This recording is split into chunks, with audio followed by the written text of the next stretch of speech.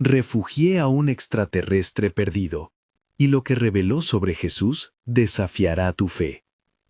Cedar Falls, Iowa, 14 de noviembre de 1984.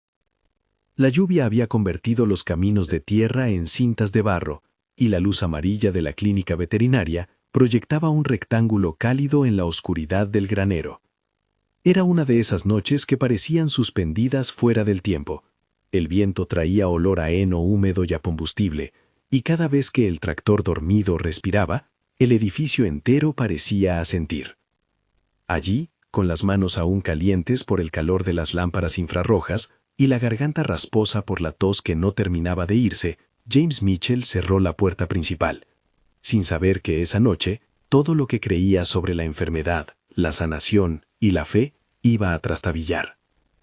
El doctor James Mitchell tenía la mirada de quien había pasado la vida escuchando cuerpos que no hablaban, oídos agudos para el susurro de un corazón animal, ojos que buscaban el matiz en las mucosas, manos que entendían el lenguaje de los músculos tensos.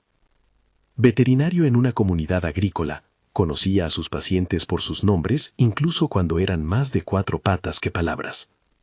Pero bajo esa pericia había una fragilidad que no admitía en voz alta.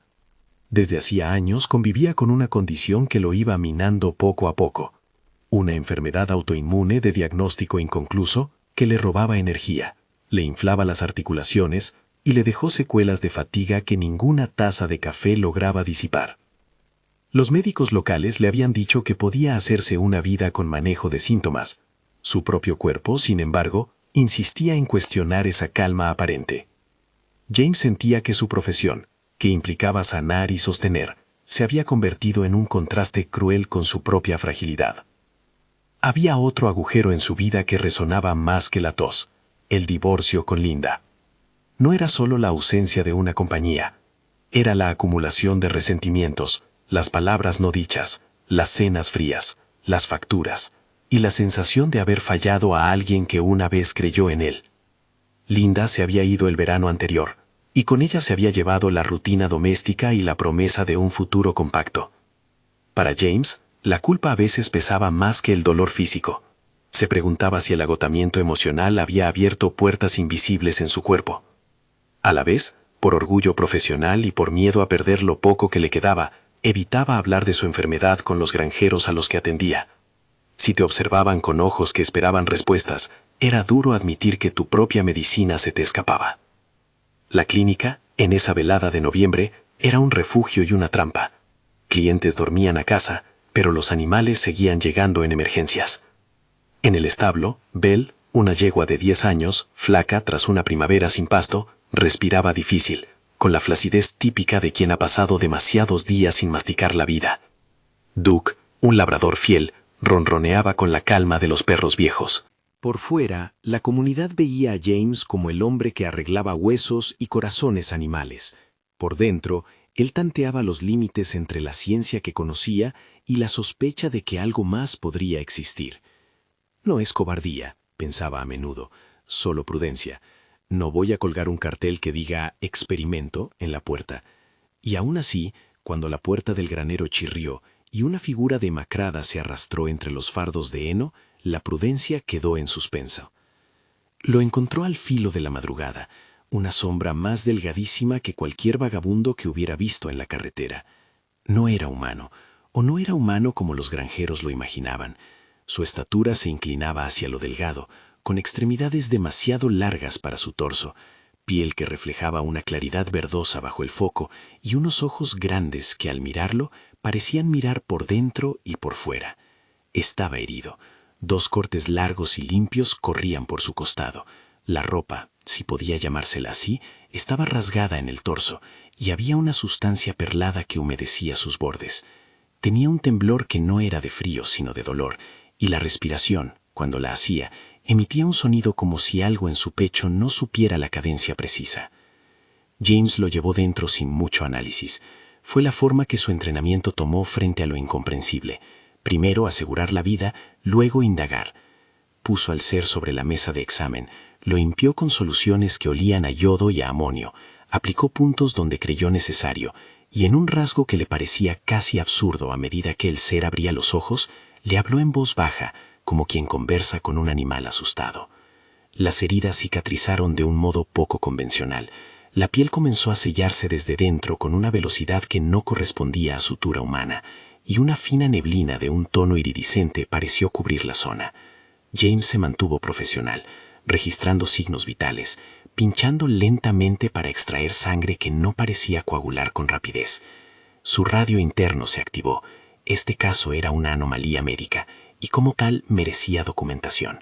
Tomó fotografías con una cámara que llevaba por costumbre, anotó tiempos, registró temperaturas. A la vez, su mente, esa que había aprendido a sostener la duda científica como un acto de disciplina, se deslizaba hacia preguntas que no tenían ficha en sus libros. Nunca hubo palabra pública para el visitante aquella noche. Se llamaría, en la intimidad de los cuadernos, el herido.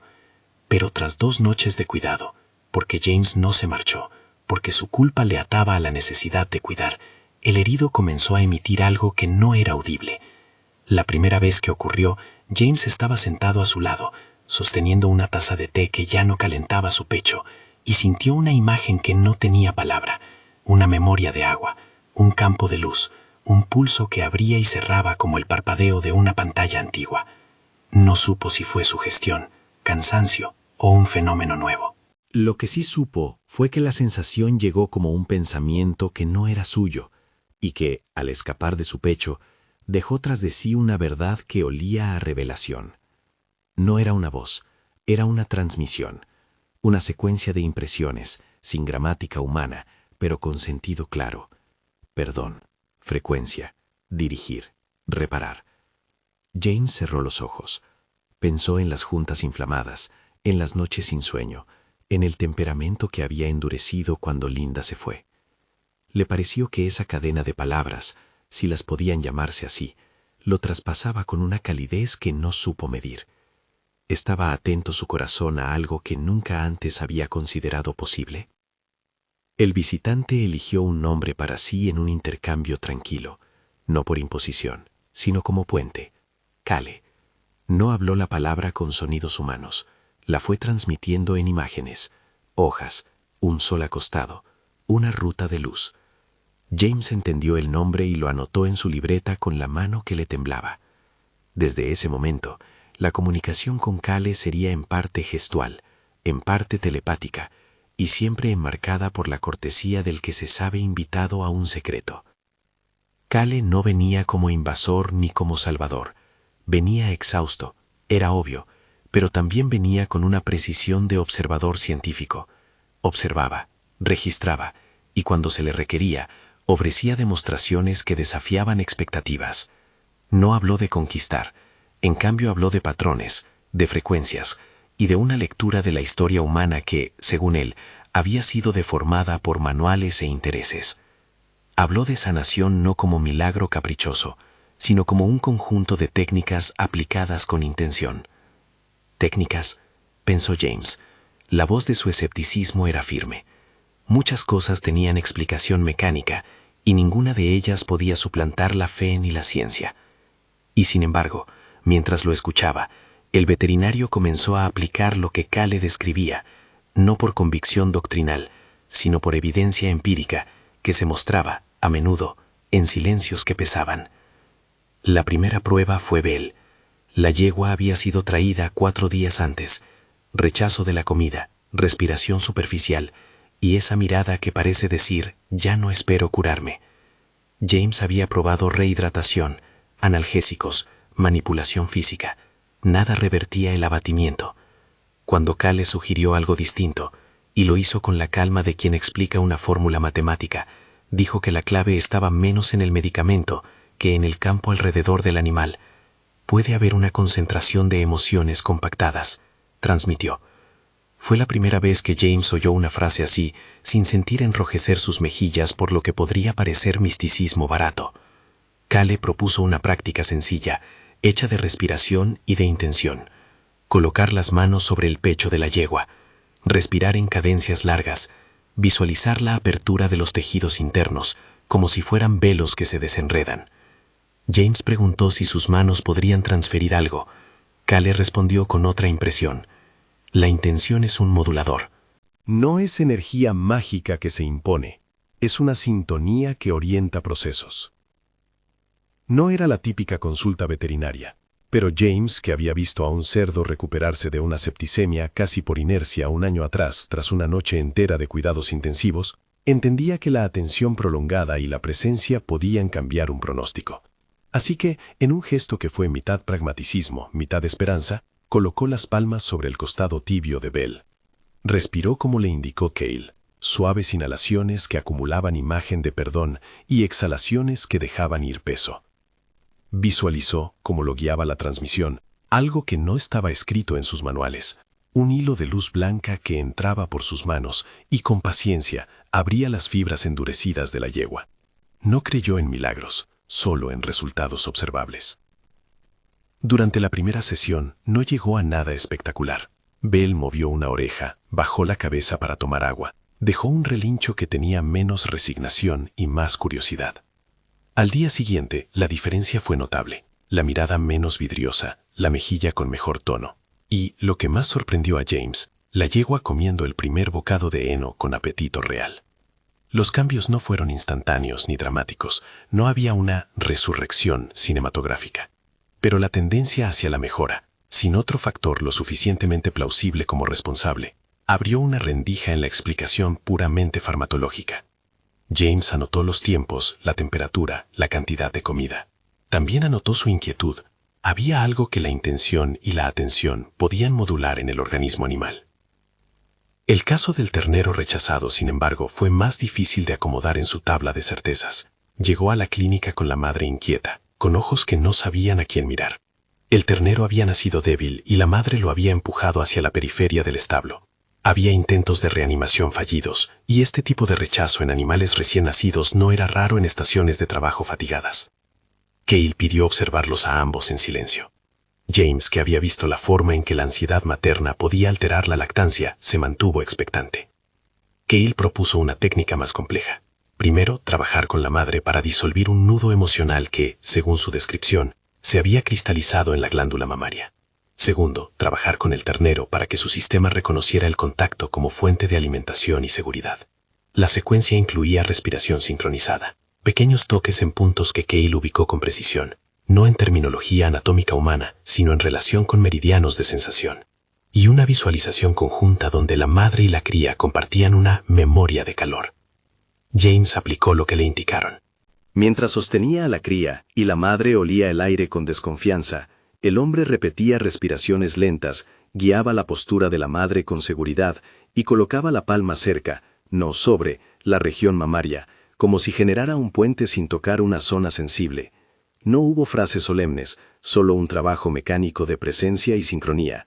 Después de casi una hora, el ternero logró sujetar la teta con más fuerza, y con ello la madre relajó un músculo de su mandíbula que no se había movido en días. No era testimonio de lo sobrenatural, era un proceso observable, documentable, tiempo de succión, volumen de leche ingerida, latidos por minuto. Sin embargo, para James, la convergencia entre lo que había sucedido y aquello que Cale había definido como reordenamiento emocional fue demasiado cercana como para ignorarla. En paralelo a estos episodios con animales, James comenzó a probar las técnicas sobre su propio cuerpo. Esto fue menos público y más íntimo. Cale enseñó una práctica de autoperdón que combinaba respiración profunda, palabras dirigidas hacia recuerdos específicos y una visualización que implicaba liberar los recuerdos hacia una luz que no juzga. No estás borrando, transmitía Cale, estás reorganizando la interacción entre memoria y fisiología. James primero se resistió. La idea de que una emoción pudiera tener peso físico suficiente como para activar un ejército de células en su contra le parecía, en el mejor de los casos, parcial. Sin embargo, la noche que no pudo levantarse de la silla por el dolor en las rodillas, se vio a sí mismo, solo, practicando la respiración que le habían enseñado. Imaginar el perdón le parecía, durante los primeros minutos, algo artificial y forzado. Luego, en la quietud, sintió una especie de calor subterráneo que no podía explicar, un alivio que no equivalía a un anestésico, pero que sí parecía desmontar la tensión. No hubo una curación instantánea. Sus articulaciones no se disolvieron, pero hubo un efecto, menos rigidez al levantarse, sueño más reparador esa noche, menos dolor focal agudo en la mañana. James anotó cada sensación con la cautela de un científico y la esperanza contenida de un hombre que había visto demasiado para seguir negando cualquier posibilidad. Se dijo a sí mismo que lo haría como experimento, que no haría declaraciones apresuradas a los clientes ni a la prensa local, pero en el fondo sabía que estaba dejando de ser el único observador. Su propio cuerpo le contestaba con datos. Mientras trataba de compaginar el cuaderno médico con la nueva libreta de impresiones, donde consignaba frases telepáticas, imágenes y sensaciones, la comunidad comenzó a murmurar. Tom Morrison, uno de los granjeros habituales, vino a buscar consejo para un perro con convulsiones. Bill Peterson, otro agricultor, observó que Duke, el perro del centro, había mostrado menos ansiedad desde que el extraño estaba en el granero. Algunos vieron con recelo la presencia del visitante, otros con curiosidad. Las redes de rumor en un pueblo pequeño son como correspondencia clandestina. Se propagan en voz baja y se amplifican por la noche. James se encontró dividido entre proteger su reputación profesional y sostener aquello que, a su modo, estaba aprendiendo.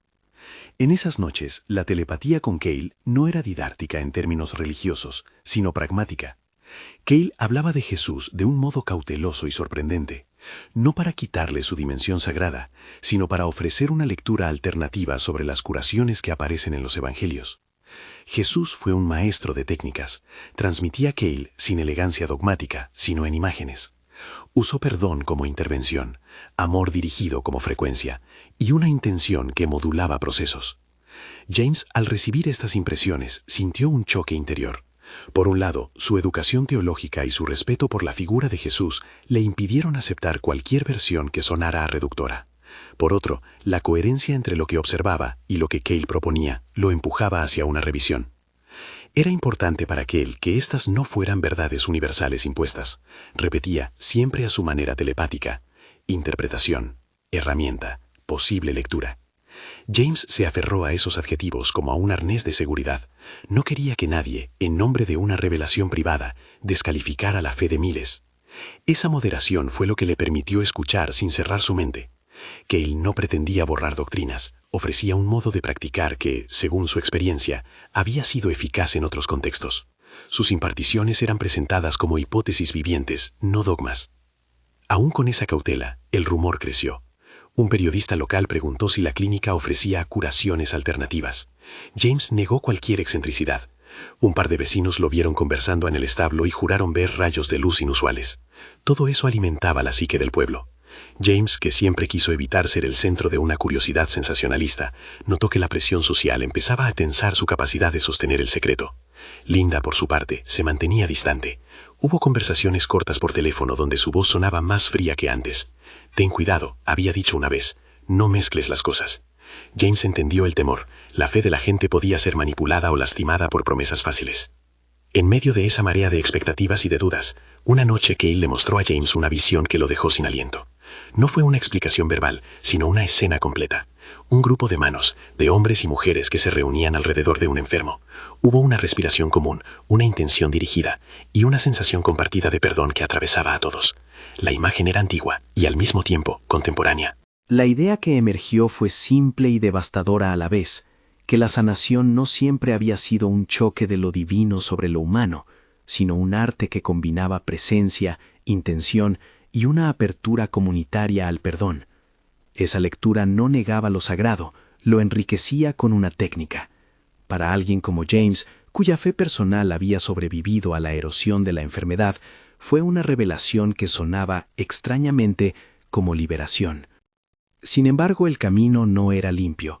Había resistencias, la institución médica, la prudencia ética, su propia formación racional y el miedo profundo de equivocarse ante Dios o ante la gente que confiaba en Él.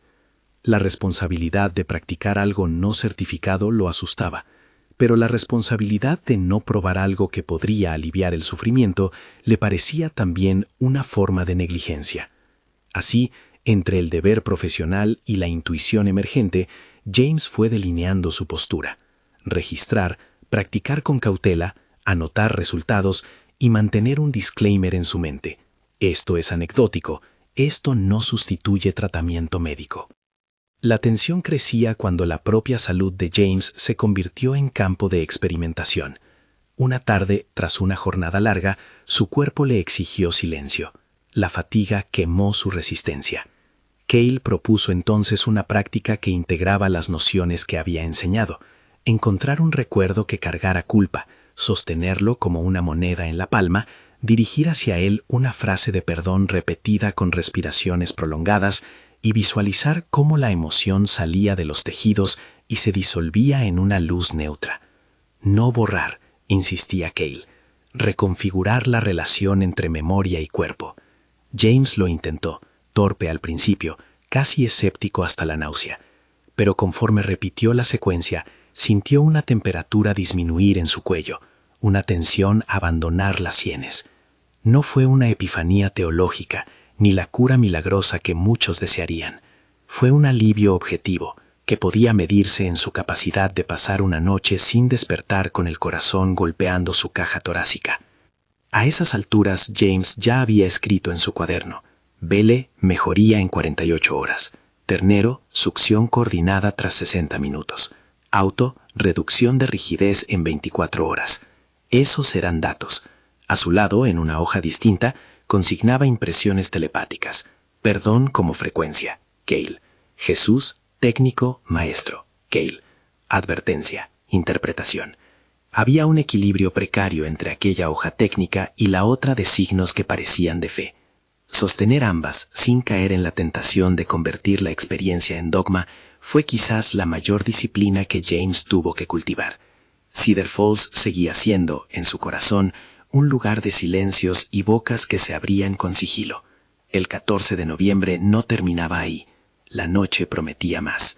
Cuando James se fue a dormir, después de una jornada en la que la ciencia y lo inexplicable se habían rozado, no sabía que esa noche marcaría la antesala de una elección mayor: seguir documentando y arriesgar su reputación, o cerrar la libreta y volver a la seguridad de la práctica convencional.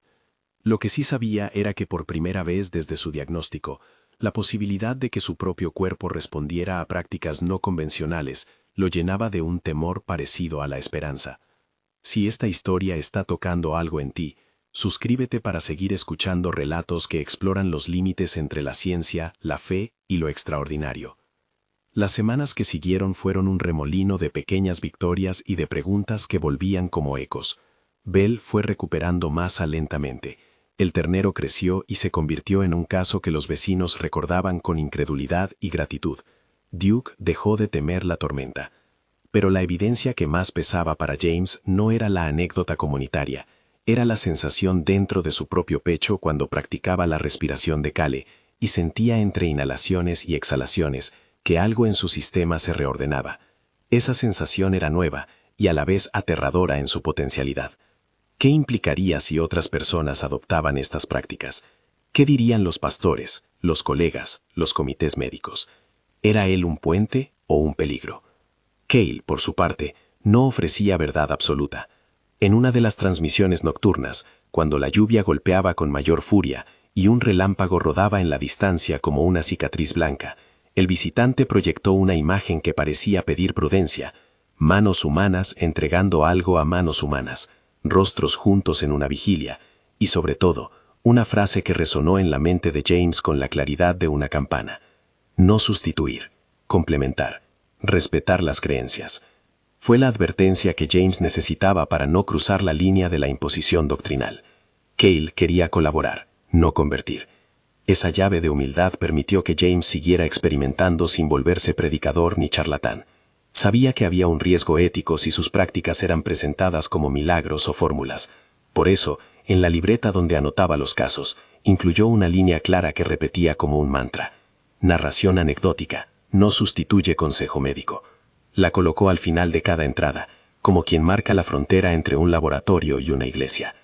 Pero la tensión no se mitigó del todo. Una noche, mientras James dormía, alguien dejó un sobre en la puerta de la clínica. Una tarjeta fotocopiada con preguntas y advertencias. No juguemos a ser dioses, decía una de ellas. Y un recorte de periódico viejo sobre curas milagrosas y estafas. La comunidad estaba alerta. Algunos estaban agradecidos. Otros, asustados. James comprendió que estaba caminando por un filo: la posibilidad de transformar prácticas médicas para integrar dimensiones humanas y espirituales, y la segunda posibilidad, igual de real, de ser señalado como hereje o charlatán. Todo esto era el preludio. En el cuaderno de James, en la hoja que cerraba la noche del 14 de noviembre, un último apunte: Cale, hablará sobre Jesús, pediré que aclare, no atribuiré palabras, registraré interpretación.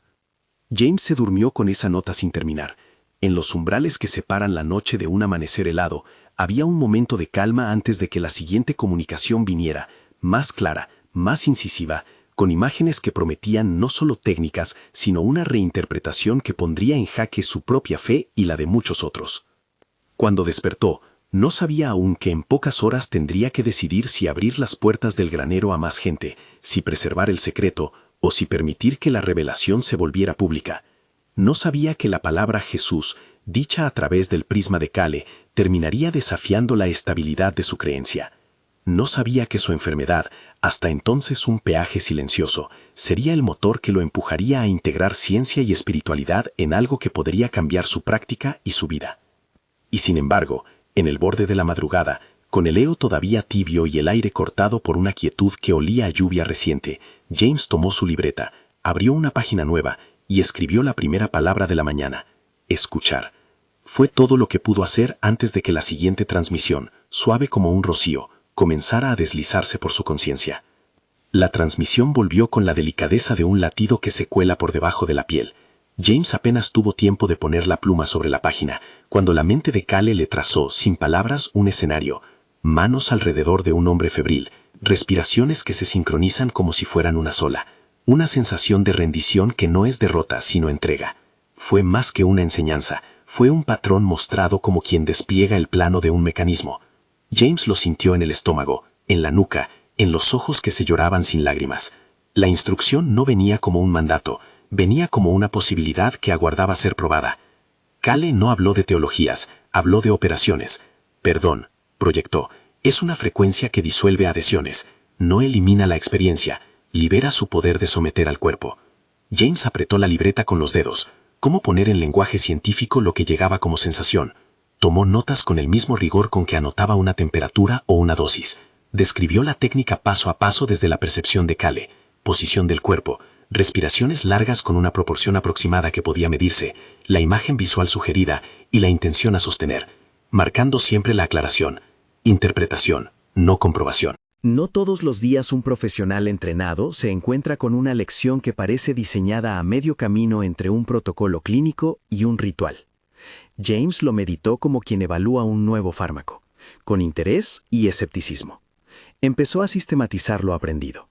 Redujo la secuencia a 5 pasos visibles y reproducibles: centrar la respiración, localizar la emoción anclada, formular una frase de perdón dirigida, sin palabras grandilocuentes, algo simple y específico, visualizar la descarga de la emoción hacia una luz neutra y terminar con contacto de manos que no busca transferir energía, sino señalar atención sostenida.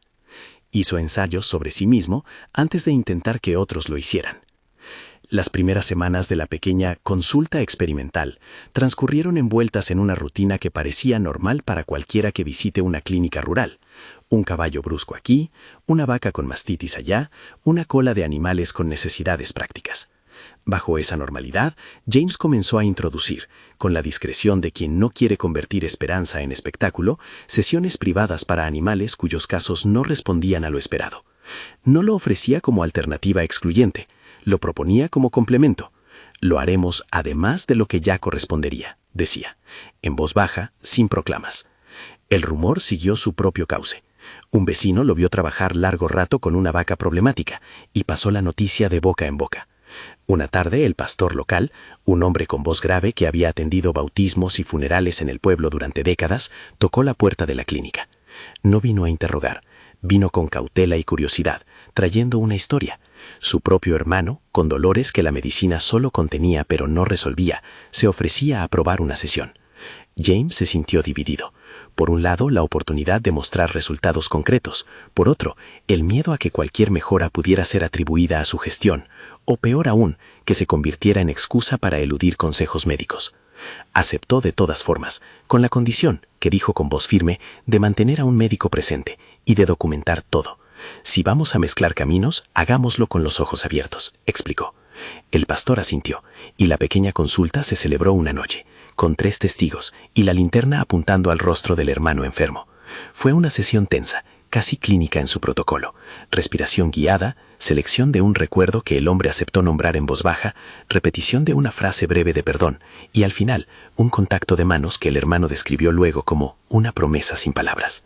No hubo curación instantánea. El hombre despertó esa noche con menos dolor lumbar y con esperanza renovada. La queja no desapareció por completo, pero el alivio fue real y medible por la reducción en la medicación de rescate que necesitó en los días siguientes. James registró todo: escalas de dolor, dosis antes y después, declaraciones de los presentes. Anotó también lo que no podía medir: el estremecimiento en la voz del pastor cuando el hermano dijo, por primera vez en semanas, respiré sin miedo. La noticia, como se esperaba, no circunscribió su efecto al círculo de amigos.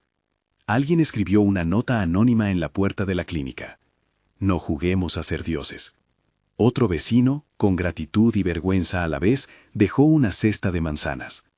Para James, cada gesto era un termómetro social. Aprendió a leer tanto la gratitud como la recelosa acusación con la misma atención clínica. Cada una aportaba datos sobre los riesgos de lo que estaba haciendo. Entre elogios y advertencias, una crisis puso todo en perspectiva. Una primavera, una ola de enfermedades respiratorias golpeó la zona.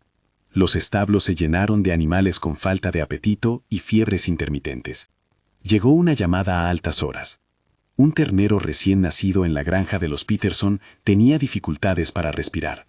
Cuando James llegó, lo encontró cianótico, con la madre inquieta y la familia al borde del pánico. Aplicó el protocolo veterinario conocido: oxígeno, suero, calor. Todo eso debía mantenerse. Pero cuando la situación parecía estabilizarse sin mejorar, James agregó una intervención que ya había ensayado: respiración en sincronía con el ternero sostenida por quien lo asistía. Palabras de seguridad susurradas por la madre, que alguien le ayudó a pronunciar. Una ligera postura del cuerpo que facilitaba la succión pulmonar. No fue un acto de fe despojado de técnica. Fueron movimientos de atención sobre la respiración. Un control cuidadoso del ambiente y una presencia sostenida que permitía al pequeño organismo ocupar el ritmo de la vida. A las pocas horas, el ternero mostró señales de mejoría más claras que las que se esperaban en el curso natural según la historia clínica. Los Peterson, llorando, lanzaron agradecimientos a James. Él tomó notas, como siempre, y anotó la advertencia que ya había repetido tantas veces. Caso observado. Posible efecto de la sincronía. No concluyente. En paralelo, el propio cuerpo de James siguió respondiendo en tonos que no eran blancos ni negros. Hubo días en que la fatiga lo vencía, y noches en que las articulaciones le recordaban su fragilidad con punzadas que no cedían. Hubo también jornadas en que despertaba con menos rigidez, y otras en que la rigidez volvía sin aviso. Sin embargo, una época crítica llegó cuando su enfermedad mostró un repunte drástico tras una infección estacional. Fiebre, empeoramiento de la inflamación y una sensación de debilitamiento que lo obligó a pasar una semana en cama. Cale, a través de sus imágenes, no le prometió prodigios. Le propuso una práctica intensiva y comunitaria. Reunir a quienes cuidaban de él, unos pocos vecinos de confianza, y mantener una vigilia de respiraciones dirigidas por turnos. Remembranzas de perdón repetidas con intención y contacto regular de manos para sostener la homogeneidad del campo. La sugestión de formar un entorno de cura resultó para James tan incómoda en la teoría como prometedora en la práctica. Aceptó. La vigilia no fue masiva, fue íntima, como una cirugía donde cada asistente tiene una responsabilidad precisa. Se colocaron almohadas, se documentaron signos vitales cada media hora, y James permitió que uno por uno sostuvieran su mano y emitieran una intención centrada en aliviar un recuerdo de culpa que sabía aún anclado en su pecho, la sensación de haber defraudado a Linda. Fue doloroso y necesario. Esa noche, algo cambió. No se trató de un milagro imprevisto, sino de una reducción sostenida de la respuesta inflamatoria que James y los pocos presentes pudieron observar en el pulso y en la movilidad de sus manos al día siguiente. La mejoría fue gradual y real. La comunidad la vivió con asombro y respeto.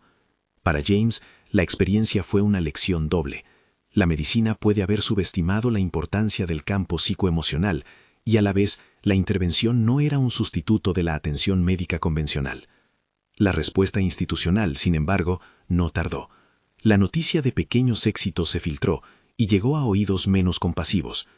Un representante de la Asociación Veterinaria Regional llamó para preguntar por protocolos no autorizados en la práctica clínica. Un periodista de un periódico del condado, ansioso por una historia que mezclara misterio y moralidad, tocó a la puerta con un grabador. James respondió lo que sabía responder: datos, notas, dosis, tiempos y una insistencia constante en que todo era anecdótico y complementario. No quería caer en la trampa de la espectacularidad. Al mismo tiempo, su conciencia le recordaba que tenía en la libreta decenas de entradas que, acumuladas, sugerían un patrón que merecía ser estudiado con métodos rigurosos. Pero el miedo a que la prensa descontextualizara los hechos y a que la asociación supusiera prácticas irresponsables lo hizo titubear. Linda reapareció en medio de esa espiral. No fue una reunión llena de drama público, fue una escena privada y contenida. Ella entró a la clínica con una caja de medicinas expiradas que decía haber encontrado en el armario que compartieron, y lo miró con la mezcla de reproche y cuidado que define a los afectos que alguna vez fueron vitales. No tuvo preguntas sobre extraterrestres, preguntó en cambio por la persona que veía bajo el cuerpo cansado. ¿Estás bien? ¿Te estás cuidando? James, que había guardado su orgullo como una moneda para emergencias, sintió que esa noche necesitaba más que una técnica, necesitaba reconciliación. No hubo confesiones públicas de telepatía ni sermones. Hubo palabras sencillas de disculpa y escucha, y un ejercicio que James había aprendido con Cale: pedir perdón sin demandar perdón a cambio, y permitir que la otra persona responda en su propio tiempo. Linda, con la dureza aprendida en años de dolor, aceptó un proceso lento. En el transcurso de semanas, su relación no se reconstituiría de la noche a la mañana, pero sí hubo gestos de cuidado que antes no existían, llamadas más frecuentes, un repaso conjunto del correo, la posibilidad de que alguien acompañara a James a una cita médica. Para él, aquel avance afectivo tuvo el efecto de una intervención: menos culpa, menos tensión crónica, y con ello, menos combustible para la enfermedad. En la clínica, la relación con James se transformó. Ya no era solo el paciente curioso y el huésped extraterrestre, había pasado a ser una colaboración delimitada por límites éticos claros. Cale enseñó más prácticas, cada vez con un énfasis mayor en la responsabilidad de quien aplica las técnicas. No se trata de imponer, proyectaba, sino de enseñar la sintonía. Mostró cómo modular la respiración según la edad del animal o persona, cómo ajustar la visualización para que la mente no se disperse en excusas, cómo marcar el contacto de manos para no invadir cuerpos que necesitan límites. Con cada lección, James aprendía a traducir imágenes telepáticas en procedimientos que cualquier profesional pudiera replicar con entrenamiento y respeto. Aún así, la tensión pública se incrementaba. Un grupo de vecinos organizó una reunión en el salón de la iglesia. Algunos querían escuchar testimonios, otros querían advertencias. El pastor, el mismo cuyo hermano había mostrado mejoría, moderó la velada con oficio. Permitió que James expusiera sus notas científicas, que unos pocos vecinos narraran experiencias y que un médico del condado expresara cautela. Fue una asamblea cargada de emociones. Un hombre se levantó y dijo en voz alta que había perdido a su esposa confiando en curas que resultaron ser fraudes. La sala quedó en silencio pesado. Otro habló de la calma que había sentido cuando alguien sostuvo su mano en la noche de un aborto espontáneo. Lloró. James se mantuvo en el centrado papel de quien registra sin convertir el testimonio en dogma. Explicó que en su práctica no había fórmulas milagrosas, sino procesos que podían complementarse con tratamientos convencionales. Pidió investigación rigurosa y respeto por quienes sufren. La reunión no dirimió todas las dudas, pero dejó algo esencial. La comunidad comenzó a negociar sus límites. No era unanimidad, era una elaboración colectiva de normas mediante las cuales aceptar lo que funcionaba, sin eliminar la función protectora del escepticismo. James vio en esa negociación un pequeño signo de salud social, la posibilidad de integrar lo que le ayudaba a él y a algunos animales sin convertirlo en un panfleto. Cale, que observaba con la calma de quien no pertenece completamente al tejido social humano, fue insistente en una idea que para James era a la vez liberadora y aterradora. La función del maestro no es quedarse, es enseñar a otros a sostenerse. Le mostró cómo construir protocolos replicables, cómo formar a un puñado de personas en la técnica básica, con énfasis en la ética de no prometer resultados, y la importancia de documentar con rigurosidad cada caso. Lo reproducible resiste la superstición, transmitió. James, que hasta entonces había ido acumulando casos como quien guarda valiosos objetos en cajas, comenzó a estructurar una pequeña guía, criterios de inclusión, consentimiento informal oral en el lenguaje propio del pueblo, métricas básicas y un registro de seguimiento.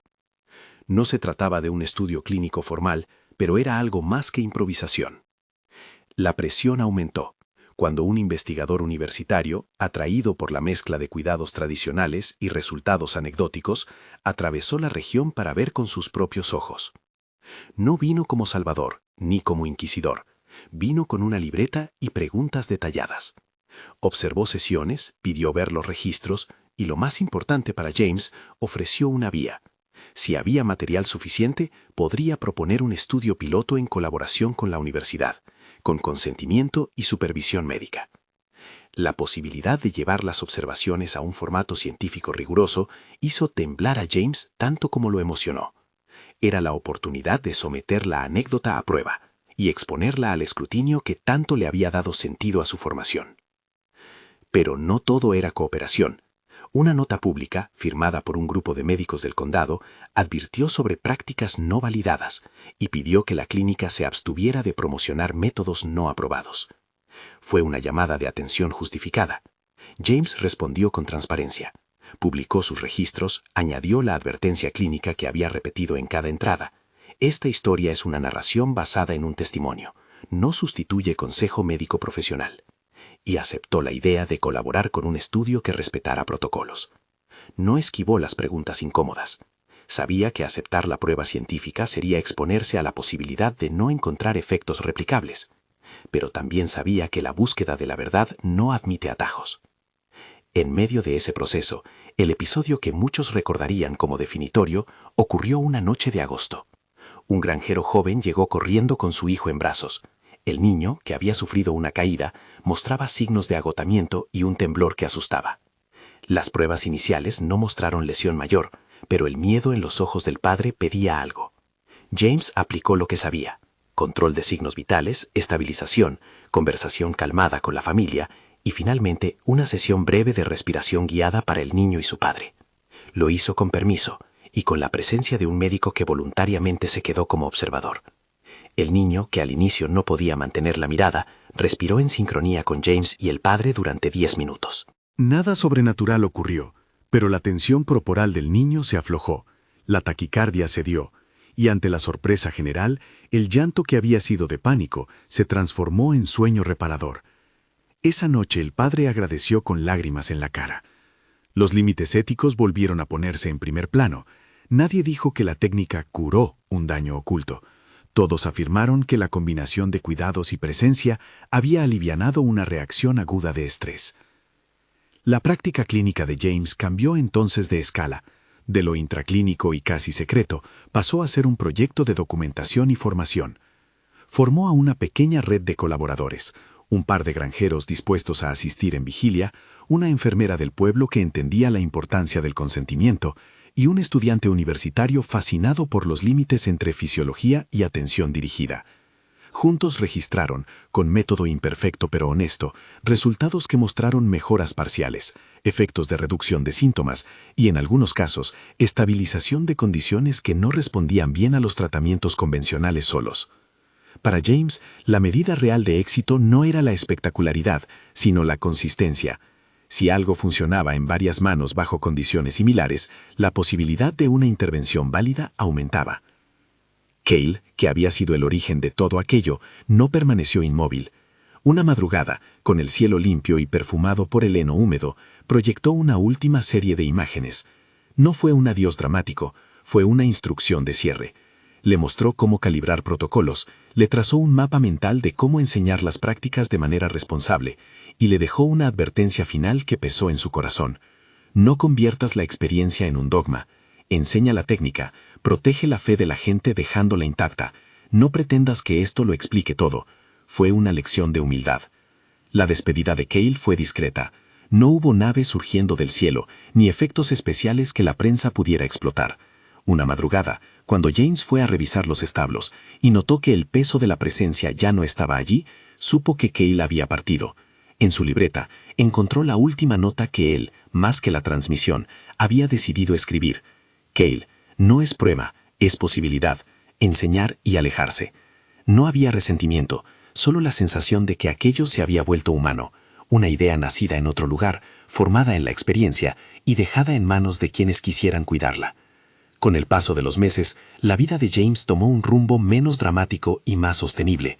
Su enfermedad autoinmune no desapareció como por arte de magia, siguió presente en episodios, en días buenos y en otros complicados, pero la frecuencia y la intensidad de las crisis disminuyeron, menos noches de dolor extremo, menos recurrencias de inflamación que lo dejaban inmóvil por varios días.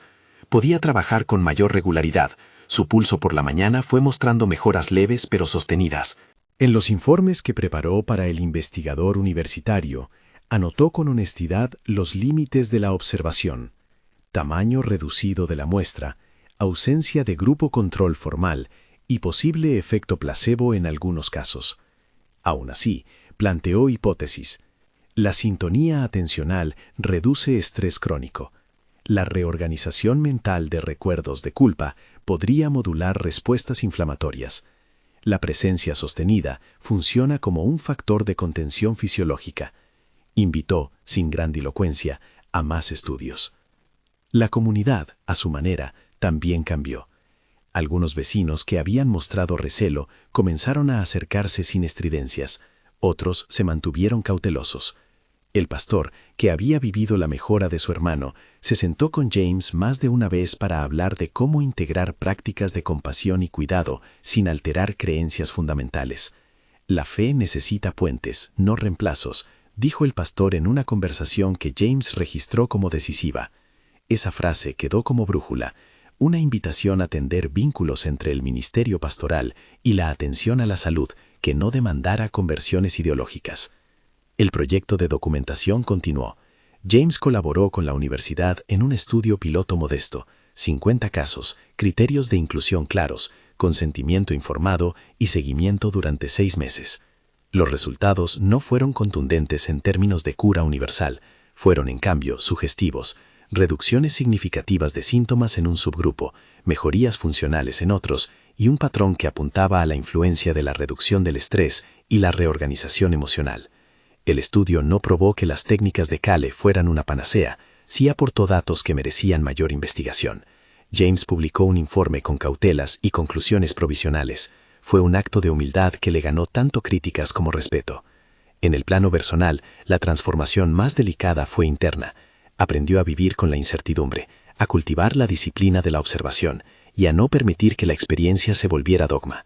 Trazó límites claros, nunca prometer resultados, siempre trabajar en paralelo con la medicina convencional y proporcionar información honesta a quienes acudieran a la clínica. Enseñó técnicas de respiración y presencia en pequeños talleres, siempre acompañados por profesionales de la salud que podían asegurar el acompañamiento médico cuando era necesario. Creó un registro de consentimiento donde se explicaba que las prácticas eran experimentales y complementarias.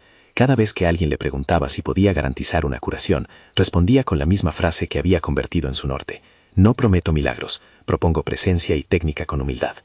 La palabra Jesús continuó siendo central en las conversaciones que surgían de aquel proceso, aunque ya no como punto de fricción, sino como campo de reinterpretación. Cale había presentado la figura histórica como un maestro que combinó compasión y técnica. James lo enmarcó siempre como una lectura posible más entre muchas.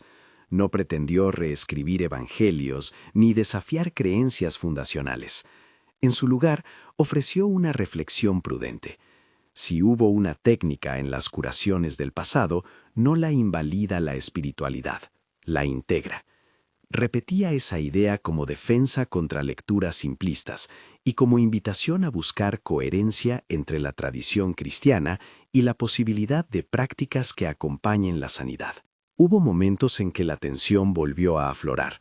Cartas de familiares preocupados, preguntas punzantes en reuniones públicas y una columna crítica en un periódico regional que tituló con ironía. Pero también hubo casos que hablaron con la sobriedad de la vida cotidiana. Una señora que recuperó el apetito después de semanas de anorexia por depresión, un caballo que retomó el trote y un adolescente con ansiedad reducida que pudo volver al trabajo en la granja. Para James, esos episodios fueron menos sobre demostrar una verdad y más sobre observar lo que ayudaba a otros a funcionar mejor en su vida. Al final, la mayor responsabilidad que asumió fue la de custodiar el equilibrio entre la novedad y la ética. Enseñó a sus colaboradores a documentar con rigor, a formular hipótesis y a aceptar la refutación. Recordaba a cada grupo que, antes de aplicar cualquier técnica, se debía explicar, con claridad y sin ambigüedades, que no existían garantías. Lo que ofrezco, decía en talleres, es un conjunto de herramientas que pueden acompañar. No son fórmulas mágicas, son prácticas de atención que merecen estudio. Años después, cuando la historia se contaba alrededor de una mesa y el tema salía con cierta reverencia, James prefería hablar del proceso más que del origen. Como una curiosa visita en una noche de noviembre, abrió una agenda de investigación y compasión. Cómo la presencia sostenida había mostrado efectos y cómo la humildad y la transparencia eran la mejor defensa contra el sensacionalismo. No quería que Cale se convirtiera en mito, quería que el aprendizaje fuera útil. Si alguien en la audiencia preguntaba por la fe, él respondía con la misma honestidad que usaba con sus registros. Mi fe no se resquebrajó, se matizó. Encontré formas prácticas de vivirla en la compañía de otros y en la búsqueda de la verdad. Queda, sin embargo, una imagen que no se borra, la madrugada en la que la figura que había llegado herida entre fardos de heno se convirtió en un profesor pasajero. No hubo convicción dogmática en su partida. Cale se fue como vino, con discreción, sin promesas de salvación global. Dejó la idea de que, tal vez, la humanidad posee capacidades menos exploradas de las que los manuales reconocen, y que trabajar con esas capacidades requiere más que entusiasmo, requiere cuidado, método y una ética firme. Al cerrar su libreta décadas después, James dejó algo escrito que resume la lección central de aquel tiempo. No todos los misterios exigen una respuesta única. Algunos piden disciplina para investigarlos y humildad para enseñarles a otros a sostenerlos. En su clínica, aún hoy, hay una hoja pegada en la pared donde se lee con claridad. Esta historia es una narración basada en testimonios y observaciones. No sustituye el consejo médico profesional. Si estás enfermo, consulta con tu médico. Si esta narración llegó hasta ti con la misma sensación que la invadió a James aquella madrugada, entre asombro y temor, quizá quieras dejar en los comentarios si has vivido algo que desafió tu entendimiento de la salud, la fe o la capacidad humana. Comparte con respeto tu experiencia. Sus historias, contadas con calma y límites éticos, pueden ser el inicio de investigaciones más amplias. Suscríbete para escuchar otros relatos en los que ciencia, espiritualidad y lo inexplicable se rozan con humildad.